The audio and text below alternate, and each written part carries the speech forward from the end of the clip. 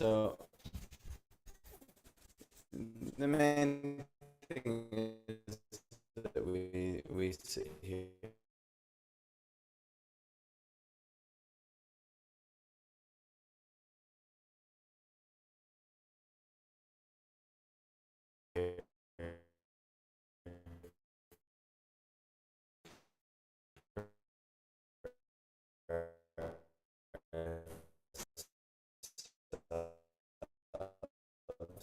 I mean, listen, we can try and share with others,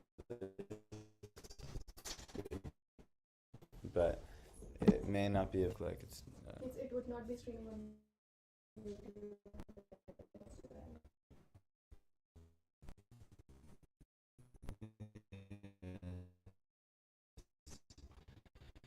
I got it to stream through this. Yeah. So anyway, whatever else, get these points. We should ourselves understand these points. This Bhagavatam is equal to all the Vedas, meaning all the results you're looking for out of the Vedas.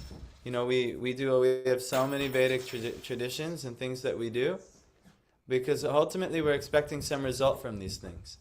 He can go there. That's no problem. What are you doing? You're coming. He was actually bluffing. You're bluffing, and you're coming this way. Okay, why don't you come with me? Okay, let's see. Let's read. Okay, but we're reading, not playing. So he learned all of this Bhagavatam, which is equal to the Vedas, from his father Dvaipayan Vyas. Purport: the statement made by Srila Shukadeva Goswami that the topmost transcendentalist, who is beyond the jurisdiction of regulations and restrictions, mainly takes to the task of hearing about and glorifying the personality of Godhead, is verified by his personal example. Oh, it's not on the screen because I got disconnected. Actually, it's not showing me that it's available. Yeah. Can you set it up? Maybe hit a button there, and then I can share. Anyway, we can just listen. No, it would also share with Wi-Fi. It won't work. Yeah, so it mainly takes to the task of hearing about and glorifying the personality of Godhead, is verified by his personal example. Shukadeva Goswami, being a recognized liberated soul and the topmost transcendentalist, was accepted by all the topmost sages present in the meeting during the last 7 days of Maharaj Parikit. He cites from the example of his life that he himself was attracted by the transcendental activities of the Lord, and he studied Srimad Bhagavatam from his great father, Sri Dvaipayan Vyasadeva. Srimad Bhagavatam, or for that matter, any other scientific literature, cannot be studied at home by one's own intellectual capacity. So this is actually very important. We shouldn't try to just study Srimad Bhagavatam on our own. We should try to study Srimad Bhagavatam under the guidance of devotees. If we don't hear from the teachers, just like you don't, did you get a master's degree? You got a master's degree? So even though not PhD, even though in your master's studies and even your undergraduate studies, that you don't just get the textbooks and say, okay, now I have a master's degree now. No, you have to study with professors, you have to pass exams and so on. So similarly, when you study spiritual literature and spiritual matter, if you're just using your own intellectual capacity, you will not get it. You're going to make a mistake and not fully understand the literature. So it must be done under the guidance of a spiritual master, actually. Yes. Also, is it possible to finish up all the Bhagavatam in 7 days only? For us here to do it? No. Impossible for us. Yeah, but Maharaj Parikshit was listening it for the next... Yeah, for 7 days. Maharaj Parikshit, he did not eat, he did not sleep, and there were no breaks. It was just pure Bhagavatam from 24 hours a day, from the moment he sat down, the moment Shukadeva Goswami arrived until it was finished. And what about all the other sages and Shukadeva Goswami? The nature of the Bhagavatam, of this spiritual literature, it's so amazing to hear it spoken in live that nobody was bothered by hunger and thirst. Or if they were, they had to go and, But Maharaj Parikit and many of the sages, they just were wrapped in attention. It was so nourishing to the soul. Even overcame sleep. Yes, no one was... 7 days. For 7 days, yes. This also, you have to remember, it's Dwapara Yuga. In Dwapar Yuga, the capacities of human ability were much higher. Now in Kali Yuga, we can't even go, like we were talking about the Akadashi fast yesterday. And they say, yes, every Akadashi, you stay up the whole night and everything like that, and then you don't go to sleep till the next day. For a person of yore, that wouldn't be such a problem. They could do that. But now in Kali Yuga, we're so weak and so overcome by ignorance that we must sleep. There's no way we could overcome this sleep. Our nutrition is so bad, our connection to the natural resources are so bad, our disconnection from nature is so bad that we are so sick that we must, there's no way we can do these things. But back in Dwapar Yuga, when this Bhagavatam was presented, and you have to also understand who these personalities are. These aren't just everyday ordinary Joes of Dwapar Yuga. These are the cream of the crop.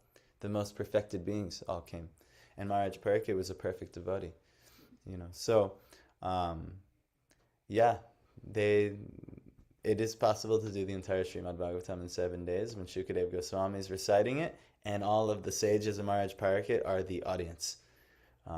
But for us, it's not possible. Also, they too need to have thorough concentration so that they can grasp. Yes. They have to be able to actually hear. Tvayaka grena chetasa, with one pointed attention. That is how you actually hear. Without actually fixed attention, you're not hearing. Hearing must be laser focus. So that's why, Abhiram's here, and this is here, and this is here, and I'm here, and I'm here, and the toy's here, and, we're not actually hearing, actually. We actually, to hear, it means eka grena chetasa, one pointed attention. Without that, not hearing. That's why Krishna, he said, at the end of Bhagavad Gita, he spoke whole Bhagavad Gita to Arjuna, and then he said to Arjuna, Kachid etach trutang partha. Have you heard this? Have you heard this, O Parth? Tvayaka grena chetasa. With one pointed attention, Kachid agyana sammoha. Has your ignorance and your illusion been dispelled? Pranashtas te dhananjaya. And pranashtas is dispelled. Has your ignorance and illusion been dispelled, O conqueror of wealth? It's a nickname for Arjuna. So he asks him that.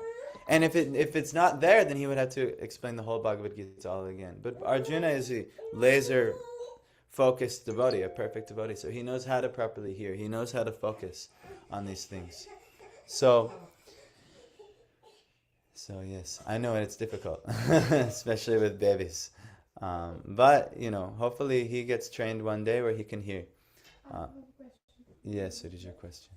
So, we know that, I don't know if I'll be able to properly claim it because I'm bad at it. Yes. So, Dwapar Yuga, what, the definitions or characteristics of being a human was different, longer age and more capabilities. And it's different in Kali Yuga. And there are different segments and rules also which change towards yugas that comes in. So in terms, there was yajnas and then things changed and all, and that also happened in Kali Yuga as well. So in terms of rules changing for worshipping, for capabilities, or in the forms of practices which we are trying to follow, there are any specific segments which are being said that yes, this has to be done according to Kali Yuga human capacities. So you're asking what has been. Yeah. So you're asking what as the yugas move, the rules and regulations also move, and then what to emphasize gets moved as we go. Yeah, the Vedic practices were very different at the time, and that what we have in Bhagavatam, that what we have in Vedas. Yes. What is the Veda and the Bhagavatam? What is the opposite? What is the main prescription for Kali Yuga? Yeah. Paramvi. I know that, yes, this is what everyone... you have to understand, why is the Bhagavatam being spoken? Do you know? Do you remember at the beginning? Why is this Bhagavatam even being recited? It's not initially being recited by Shukadeva Goswami and Maharaj Pariksit. It's first being recited by the sages of Naimisharanya.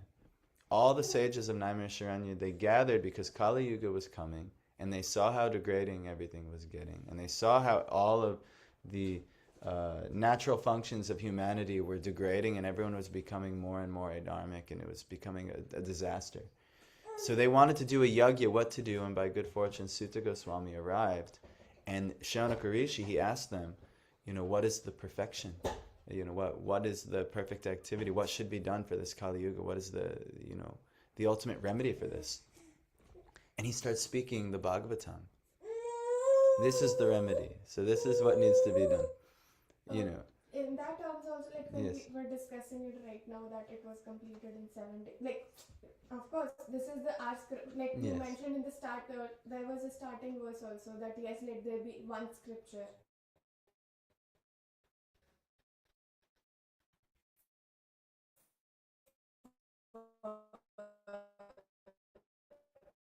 All the humans through which they have, but I don't know. What should be done? They're doing it in 7 days, but we cannot do it in 7 days, you're saying. So maybe it doesn't feel relevant to us.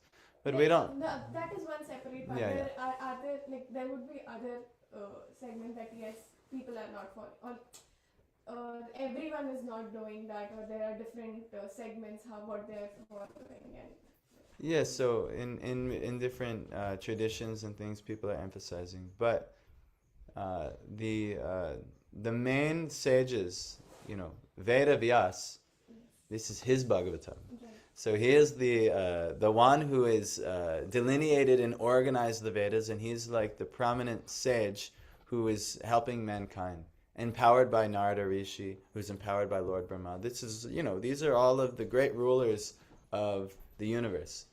So there is no other important activity other than Srimad Bhagavatam and its subject matters. And what is Srimad Bhagavatam going to glorify? All of the activities that we do, whether the process of archana, the process of nam sankirtan, but the five most important ones. I don't know if I'm hitting at your question, but if you want to know, well, what's the duty of us in Kali Yuga? We're not as skilled as them. We can't do what they're doing. So what to do? Rupa Goswami's final 5 limbs of devotional service that needs to be done every day, nam sankirtan, which is why every day I make everyone. Come on, we have to at least do a little kirtan for the deities. Nam Sankirtan. And not just, Nam Sankirtan, that includes japa as well. Taking the Nam and chanting to the best of your ability. Trying to receive the mercy of the holy name. Every day must be done. Then, but the most important thing actually is sadhu sangha. Sadhu Sangha must be done. If you don't, and Sadhu Sangha also, it means associating with someone far more advanced than you. If you cannot do that every day in some way, shape, or form, then you're not really truly getting Sadhu Sangha or the benefit of Sadhu Sangha. Actually, the whole glories of Srimad Bhagavatam and all of the limbs of devotional service, all are glorifying Sadhu Sangha, because without sadhus, you won't even learn how to properly do Nam Sankirtan. Without sadhus, you won't properly learn how to do this part, Bhagavat Shravan. Who will you hear Bhagavatam from if there's no sadhu present? So, and so on. So Bhagavat Shravan is the third. So Sadhu Sangha is most important. Nam Sankirtan comes in Sadhu Sangha. And then Bhagavat Shravan also comes in Sadhu Sangha. And then the next is Archana, the worship of the Archana Vigraha, the worship of the deity, which also has to come in Sadhu Sangha. Who will teach you how to do the proper Archana? Who will organize all these things? We chant every morning, Shri Vigrahara Dana Nityanana, Shringaratan Mandira Marjanado, Yuktasya Bhaktangs Chani Unjatopi, Vande Guru Shri Charanada Vindam. So, the Shri Vigraha Radhana, the worship of the Shri Vigraha, Nityanana, with regularly, every day, with Shringar, decorations and ornaments, Shringaratan Mandira, and then even to clean the temple, to organize the temple so it's to be clean and in a perfect environment.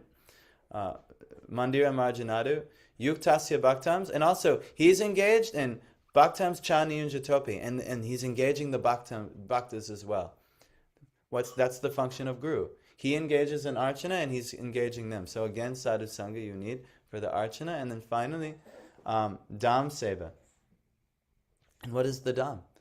The Dham is the place where Krishna performed his pastimes. But how do you know where anything is in the Dham? All the sadhus that gather there, all the sadhus of the Dham. So the main actually thing, what to do, you just said, well, in this, what to do. You find the highest sadhus you know, and you associate with sadhus. That's what I was thinking. Yes, now, yes. Like if I hear pastimes, I hear about the katha, like what Yes. saints from Vrindavan do all over. Yes. So it's about the bhav they recite, bhav, like bhav, right? Yes, yes. The Sentiment. emotion. Yeah, yes, yes. The bhav they recite with, it's what makes you more that towards, like more Yes. inclined towards that. Yes. So all the sons, like they have Bhagavatam, and you find the son that yes, you are. This is what is more. Is what I mean, like, right? yeah. Yes. Like you have gurus, and that's preachings in a way that yes, this is what I can. This Yes. is what I am. Actually, well, this is a very good point because this is actually how hearing happens. Yes. Hearing, and even we have to be careful because we may hear online, but what is the online, or what is this online actually? It's like it's we all used to go, transference. Like, when we were like in childhood and all, so Yeah. we used to go to Bhagavatam. We didn't used to understand, but we have heard those verses Yes. and we know. So that but that bhav carries on with us. Yes. Like our grandmother used to take us to like 7 days Bhagavatam or Katha used to happen Yes. throughout in our Yeah. areas. Bhagavat Saptahas have been going on. They still Even- go on. Yes. Yeah, and it's Yeah. very popular. Sometimes it's 3 days, Yeah. 5 days, 7 days, sometimes 11 days. That time, of course, we were children and that we don't like listen in that way, but yes, when that bhav still carries on. Yeah, well, we also have to understand too that it's very rare where someone is on the level of what's called bhav bhakti, which is the beginning of blossoming of prem actually. So there is some bhav, but a lot of times what's being carried through is material sentiment because the speakers of Bhagavatam are not self-realized. So even here, you sit here and you say, okay, I like Ram Prabhu. He's giving Bhagavatam class every day where we don't have a program. But if you just relied on me for hearing Bhagavatam, you will not get the full thing because I'm not a self-realized. I have to go hear Bhagavatam. What really needs to be done, even though, look where we are. Okay, I'm here in Syracuse. I'm kind of stuck here. I have limited resources. I can only do so much.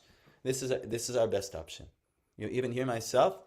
It's not like I have some sadhu. I have my gurus I'm connected with, and they've instructed me what I need to listen to and things like that. But they also tell me, like, you must take this time to recharge and come here, live here. That's why I left for India for 5 weeks and so on. And I'll probably leave again at some point. Because this is very important actually. You have to be in, the association, like, a heater. If we have that heater back there, that it's like a laser. It projects heat. If you get in the line of the heat, you're warm. But you can't just watch a video online of the heater going and say, yes, I'll get warm like this. It won't work. It's not the same. Now, if you have a relationship, though, with that personality, and you can remember the bhav that they've imparted to you once before, then even when you see online, it'll actually connect you to that bhav. But because we don't have any relationship with whoever we're hearing with online, it actually won't have the full effect because we have the bhav is not completely transferred through this way. What if we, like, though the feeling might not be mutual, but if we respect the personality too much and we Yeah, feel like we are very it happens connected that to, they're explaining it that way, that you feel that yes, you are in that. that you are connected with Yes. that personality. Yeah. It's very good, and so but what you should do is just try to meet them, and really connect to them, and then really try to get their mercy. Try to render them service. Try to ask them questions, and then it'll be perfect. Tadvidi pranipatena pariprashnena seva. Krishna says, how do you get knowledge? How do you get their knowledge? And even also the knowledge of their bhav, that they're reflecting via their bhav. So you'd have to go before them humbly, pariprashna, ask them questions, and seva, render them service. So so there are many saints and sages that are all over Vrindavan and so many places. But you also have to be practical and realistic. Who are the gurus that Krishna is sending for me? And who is available to me?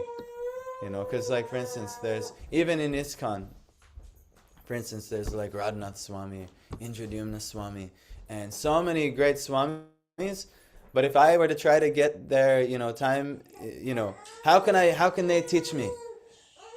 I'll have very little access to them. So, for instance, Radhanath Swami, he has many of his chief disciples, who he's imparted his bhav unto them. And as he's imparted his bhav, you can get the remnants of Radhanath Swami through his chief disciples. Like we've had a disciple here of Radhanath Swami named Yashoda Dulal.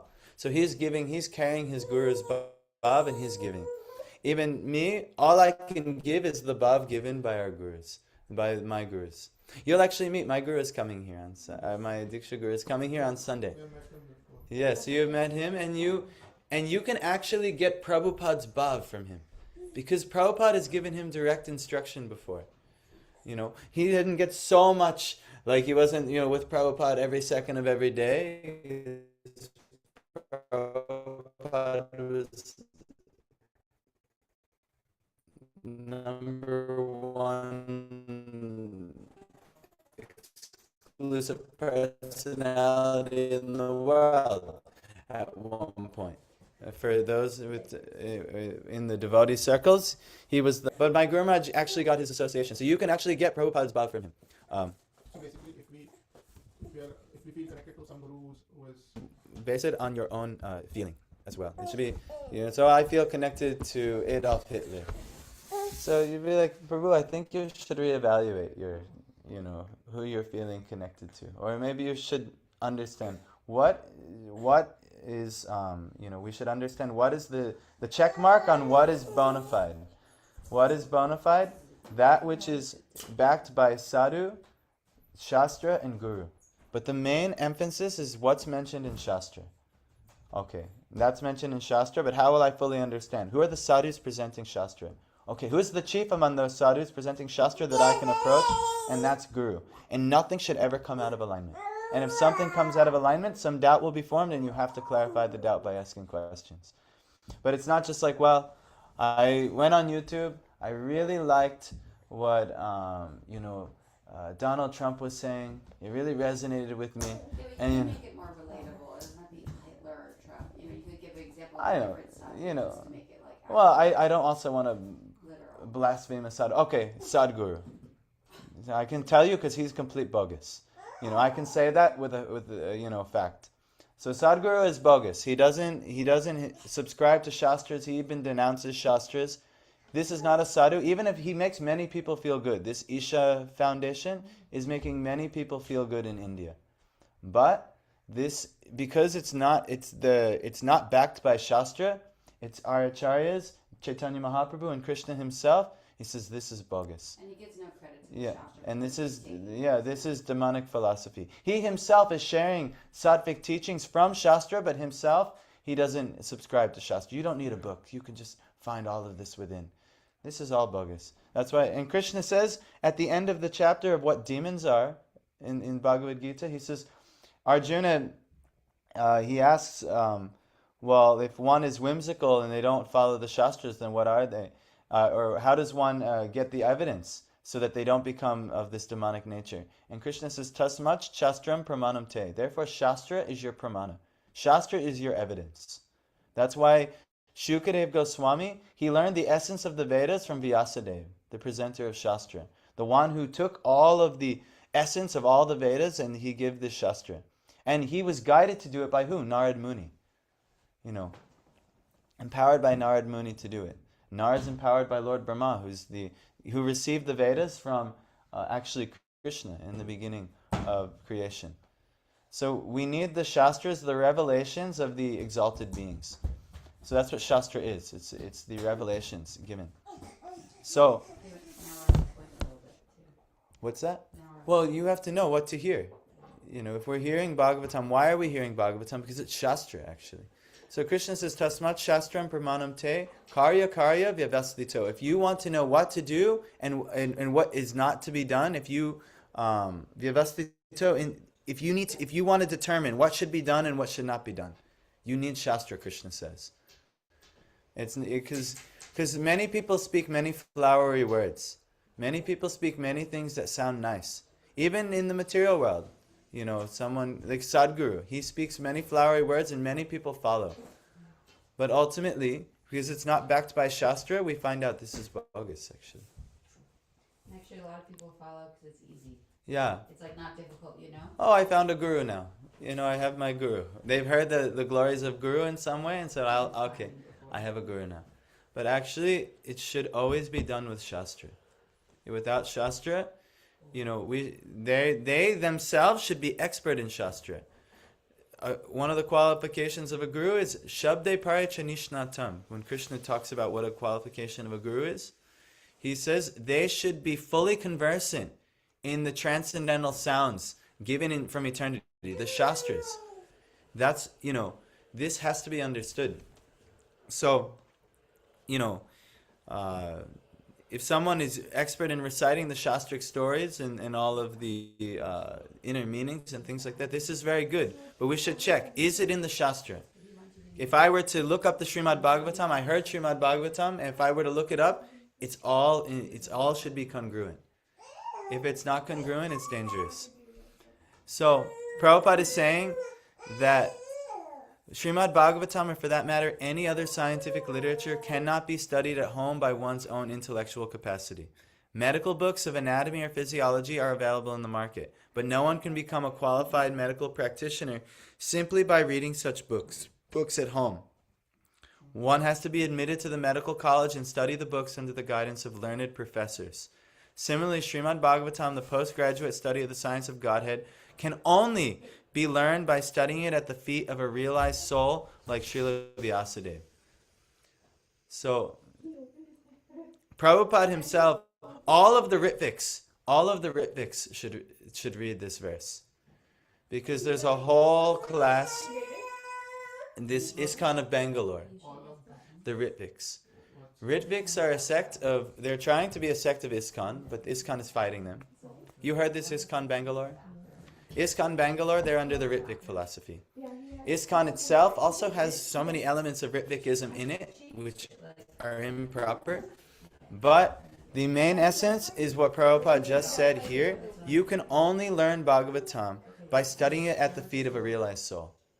This should actually, this should be sent email to all of the Ritviks. Because there's a whole group of devotees branching off of ISKCON that are saying, no, look, just see all these gurus, they're clearly not realized souls, they're falling down, they're having problems. And actually they're not completely wrong because this has happened, many times more than it should. But, and they said Prabhupada's the only pure devotee. That's not true. There have been many other pure devotees, but Prabhupada was certainly a pure devotee and they can trust him. So he said, we only worship Prabhupada and we initiate everyone on behalf of Prabhupada and we only follow Prabhupada. It ends the parampara. Yeah, but what they're pretty much doing is they're trying to end the parampara, and because they're too frightened to go out and find and maybe don't have enough realization to go out and be able to actually recognize a realized soul and accept that mercy, they're saying, okay, well, we'll just do everything by what Prabhupada. But the problem is, you can't just use your intellect, what Prabhupada said here. You cannot just study at home by your own intellectual capacity, even what Prabhupada is saying. You have to learn and understand these things through a realized soul. And so what is the qualities of a realized soul? They're fully conversant in the Shastras, and they're Brahman Upashamashraya, Krishna is saying. And they've taken complete shelter in Brahman, the Supreme Lord, in all of their activities, and they're Upashama. They're completely detached from the material world. So this is how you can start to recognize. You asked this question the other day. I wanted to chime in, but I would let Prabhu chime in. How do you recognize a realized soul? Shabde Parichanishnatam. One, they're completely conversant in the Shastras. This is a realized soul. They're completely conversant in the revelations of eternity coming from the Supreme Lord. Step one. Brahman, they've taken shelter in Brahman. They've taken shelter of the Supreme Lord in all aspects of their life. You may even ask, how can I fully recognize that? You won't be able to fully recognize that on your intellectual ability alone. You just have to be sincere and make effort, and then you have to also see the mercy, who has Krishna put before me. And okay, I can connect this way. But you can become more and more learned in Shastra, and you will be able to detect if something is really off. Like if I was saying, yes, you do this every day, you do this every day, you do this every day. But, and I'm sitting over here, I'm smoking marijuana, I'm drinking alcohol and things like that. And I'm like, no, I'm transcendental to all these things. I don't need... You'll notice, no, that's wrong. Why? Because you can check with other sadhus. That's why it's not just Shastra and Guru. It's Sadhu, Shastra, and Guru. Why? Because what is the unanimous understanding of many different sadhus following Shastra? And then you'll find, there are universal principles they all follow. And so, this is how we can recognize. But we can't just rely on the books alone, not just the Shastras alone. It has to be, actually, Prabhupada, he says, only be learned by studying it at the feet of a realized soul. You guys can't see these words, so you have to listen extra hard. I'm sorry. So isn't that gonna be a loop? Because the other day I was asking the same question, that how do we realize... How do you recognize a realized soul? That you need to read the Shastras. And we are hearing that... I will slightly adjust what he has told you based on what I know to be the truth. You read the Shastras. You hear from other sadhus. The best sadhus you can recognize. And then you study what they say. Does it all line up? What does it all line up? But that's the best you can do. Because we're limited. You also have to understand we have the fundamental issues as conditioned living souls of Brahm. Brahm means we're in illusion, or we've made a mistake of understanding reality, meaning we don't understand reality. So if you rely only on your own understanding, you'll come up short. Then from Brahm is something called, what is it, Kannada? I think it's Kannada. But basically, it means you get distracted. Because now you've made a mistake on what to emphasize, what's really important in life. Now you spend your whole life chasing these other things, and then you're perpetuating those mistakes more and more. And then what happens is you become very biased towards your own mistaken understanding of reality. So we start prioritizing things like, yes, money is the most important thing. Yes, he's naked upon me. Money is the most important thing. Why? I have to worship the deity in these clothes. He has put his print of his genital on my knee. Yes. So we start developing what's called vipralipsa, which is a cheating bias. So, yes, don't get too distracted with this question. I know he's tough. But the women, they can always take the babies. This is more their nature. But we get distracted. And then what happens? Due to our distraction and our initial mistake of understanding reality, we start to have confirmation biases, or vipralipsa, cheating biases. So we say, yes, no, all the scriptures that say that money is the best thing, all the scriptures, because there are some scriptures you can cherry pick things. And so you just start developing a confirmation bias. And then you're finished, and then what's happened is karanapadav, which is you're relying on imperfect senses. Now you're fully in the illusion that, yes, my senses can understand reality, and what my senses perceive, this is reality. And then you're finished. This is Maya. This is how Maya takes place. And it starts with making a mistake of what is actually reality. But how do we overcome this, you asked? How do I recognize as a realized soul? How do I overcome all these defects of a conditioned soul? You cannot on your own strength. It's not on your own strength. When Mother Yashoda was trying to bind Krishna, two things were needed. She put all of her effort. So you have to put all of your effort, but then The two fingers, he was 2 fingers too short. One finger represents the effort of the devotee, of the sadhak. Then the second finger is what? Kind of, it's kripa, mercy. It's sadhana and kripa. Your sadhana, your effort, that's what sadhana is. I'm making an effort to you, Krishna. I'm making an effort to you, Guru. I'm making an effort to you, Vaishnavas. Sincerely. And actually, I was just hearing something yesterday. Sincerity is immortal. If you're sincere, you'll never be defeated. If you're actually sincere. But if we're insincere, we're duplicitous, meaning, yes, I'm worshiping the Lord, but underneath, we're doing it because he's going to give me that job, or he's going to give me that relationship, or he's going to give me that money, or he's going to give me... If that's our underlying motive, we'll always be defeated. Yes. Let's say we're doing any service, and we don't want to think about it, like that. Yes, there is an underlying motive, and we feel guilty of that. That it just came as a thought. Yes. And we don't want that thought to come in. It's just that we place. don't want. It should be selfless, I know, but yes, I think that also comes with practice. That that you would eradicate those thoughts. Yes. Yeah, Well, you can't even eradicate those thoughts anymore. Because if it is coming and at the same moment you think that no, I don't want to think about it. It's not what I'm doing. Yes. So, we cannot even ourselves control that. Yes. But we have to understand that this should intensify our sadhana when we realize how fallen we are. Like, in order to be humble, we should understand, just see how fallen I am.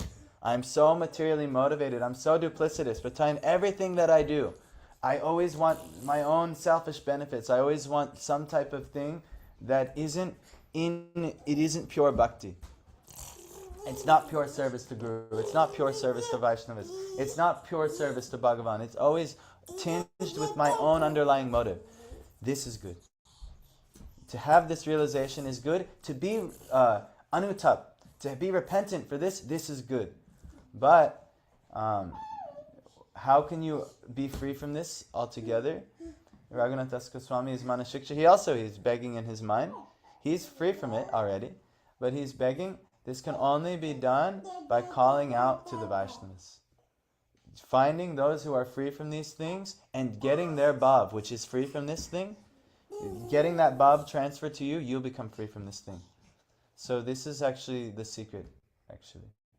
You must find someone who's free, and then, yes. What if we found multiple people like that? Let's say we have shortlisted 5 or 6 people. Then how do we finally select the one we actually want to be? Well, there's so let's say you found I found 5, 6 gurus of the quality. Well, there will be one that shines out the most. There will be one amongst all, even though all can give you perfection, and even in your life.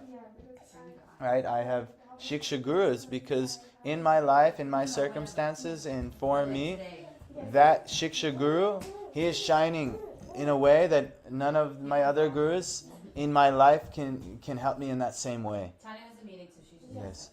Tanu, very good. No problem. Hare Krishna. So, the one who is shining out the most that's obviously the one you have to pick. The one. Should we also consider the material aspects of the body? Let's say the one who shines the most is very old in his age, and I should not say it, but maybe we start being his disciple and he leaves his body.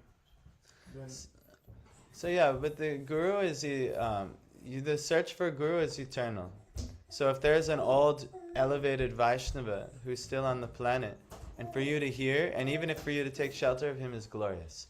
But let's say he leaves his body, which usually happens to the older Vaishnavas, then you may need another Vaishnava to act in that role as a Shiksha Guru. And so you always need Guru. And to somehow, what's left on the planet Somehow, unless you become the most elevated personality on the planet, you'll always need a guru. But even if you become such an elevated personality on this planet, you're directly connected on a spiritual level to the Guru Parampara, and you're serving your Guru even in that plane. But you're having actual direct experience in meditation of serving Guru. And they're actually associating with you on a etheric level. So everyone is always serving their Guru. So no matter what, whoever is here, whoever is most prominent, you must find that personality. Also, not everyone will offer, right? Yeah, and then also not every, like for instance, I went and I was in India and I wanted to meet a sadhu. And I, we've heard his glory. And we've heard his glories from many places. We've heard, how he served in our parampara so nicely. So I wanted to meet this guru. But I went there, and one of his disciples who knew me introduced me, and he said, "Oh yes, he came here with this other one of his God. I was with my Shiksha Guru," and he said, "Oh, you're with your Shiksha Guru? Go hear from him all these things. Why are you asking me these questions?" And I said, well, actually, even before I was with my Shiksha Guru, I was also with my Diksha Guru. Should I not hear from any? No, he said, why are you hearing from all these different places? You stick with one Guru. And he chastised me. Meaning, he had all the realization. He could have told me anything. And then I went there because his disciples said, you should go back and try and clarify. I know that was a little rough, but you should go back and try and clarify with him. They told you that too? Yes. And so I went back all these days, and he just neglected me. Why? Because he wanted me to get the point. You go here. You're here with someone who's perfect already. Why are you going wanting to hear here, here, here, and here? You hear right here. You're right there. And so, you know what I did the rest of the trip? I did not leave the ashram. Wherever I only heard, because I was there with Prem Prayojan Prabhu's group, I only heard from him, because that's who I was there. And then even I got instruction from another sadhu, who he neglected me until I got the point of what I was supposed to do. So you'll see who will be available to you. You may say, yes, I would like this guru, I would like this guru, I want a guru like this. But you just see, you may try, and that guru may say, no, I don't have time for you. Or they may just, it may never happen. Krishna will never allow it. But Krishna may allow a certain guru who comes into your life, and you see that, wow, this happened to me. I was praying for a guru. I went and visited all the big ISKCON gurus that ISKCON had to offer. But every time I would try to talk to one of them or get their attention, they're swarmed by hundreds of people, thousands of people. I said, how can I have any relationship with this person? I don't want a guru I can only say 2 words to. So I was kind of disappointed, and I was praying to a guru. And then all of a sudden, my Guru Maharaj, he shows up only a few days later. And he tells me, yes, I said he's a senior devotee, and I start speaking with him. And he says, yes, I said, I'm actually, do you know any gurus? And he'd laugh, and he said, actually, I'm a guru now. I've become a guru in ISKCON, but I don't have any disciples. And he's like that. I was like, that's so weird, because I'm a disciple in ISKCON and I've been looking for a guru and I don't have a guru. And over time, the relationship developed, and it became obvious to me. This is who Krishna sent me. Krishna sent me to this person. This person's to help me. I should learn from this person. So you were the first disciple? I was his first disciple. Yes. I got initiated with 2 other disciples in my first time, but I was the first one. Before he met them, I was serving him as his disciple. But then, And how does one become a guru? In ISKCON, they have their own qualifications. In Shastra, there's another set of qualifications. The main... It's not like one day you... No, someone shows... no. In ISKCON, they have certifications and things like that, and that's all fine. But in Shastra, one who serves their guru and gets blessings of their guru can become guru. That's Shastra. One who realizes the transcendental knowledge that's been passed down in Guru Parampara of their guru, as a service to their guru, they'll become guru and help others. So that's the only way. So maybe to the become certifications is just added on just to... The make sure certifications, that, yes, are to, from an institutional or organizational It's standpoint. Fall down. Yeah, it's so that there's not gross abuses of power. But ultimately, guruship is not it's not required by all of these certifications, shastrically. So, that's why even there are many gurus who are giving shiksha to people, even myself included, outside of ISKCON. They don't follow all of those, those inner rules and regulations, but actually, they're transcendental. Why? Because they've always been hearing and always sharing the Lord's glories, and they've reached a certain level of perfection.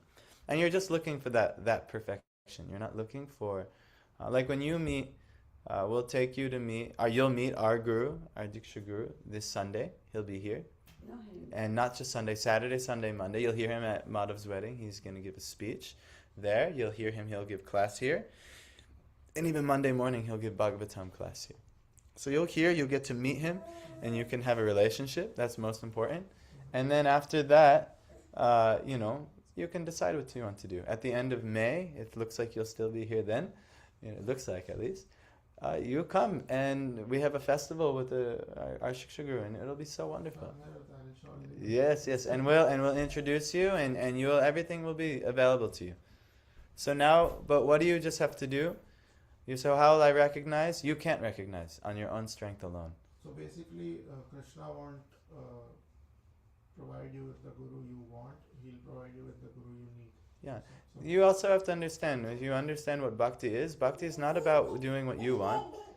Or it's not about doing just what you want. It's about wanting what is pleasing to Krishna. So if Krishna provides a certain guru to you, you should realize, instead of he doesn't meet the material qualifications that I want. I want a guru like this. I want a guru like this. But Krishna's given you a guru like this. You should realize that this is what Krishna wants, and I want to do what Krishna wants. And you should also see any senior Vaishnava should be served. Any senior Vaishnava. So if you have a senior Vaishnavas in your life, and if you just keep serving senior Vaishnavas with sincerity, eventually you'll meet higher and higher senior Vaishnavas, and then one of them will be qualified to be your guru. And one will act as your guru, and then maybe even your life, if you keep doing that, then you'll meet other senior Vaishnavas who can act as Shiksha gurus in your life. And then you're connected to all these gurus, and they're just giving you more and more and more, and you're just receiving so much mercy. So it's not so complicated, all right, well, I can only pick one guru and things like that. Yes, you should take it very seriously, but at the same time, you should understand Krishna's mercy is always flowing through gurus. And even if, you get under the shelter of one guru and another guru inspires you, you can just take shiksha from that guru as well, as serve your same guru. I'm serving multiple gurus in my life. And I'm, as far as I know, it's perfect. From what I've been instructed, it's perfect. And we serve many sadhus. All my Guru Maharaj wants me to serve his god brothers and sisters and other sadhus. And, my Shiksha Guru also wants me to do the same thing. Everyone's on the same team. So it's not like my guru, his guru, your guru. We're all on the same team. Everyone's a servant of Krishna.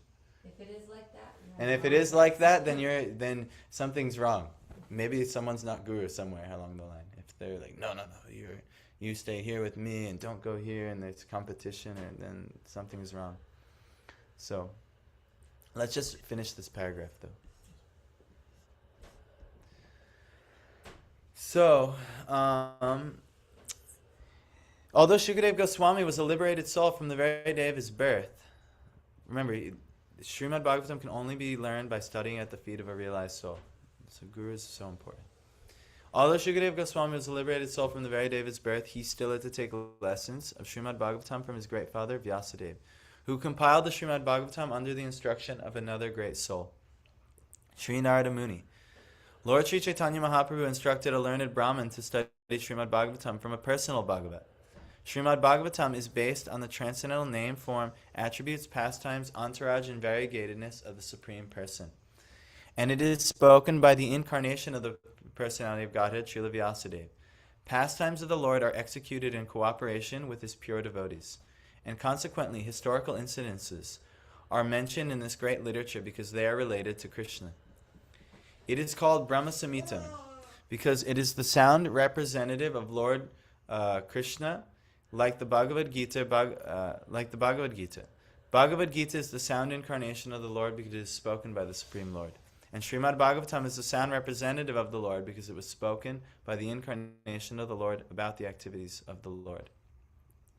So, this is important. You remember Param Brahm gave some nice examples.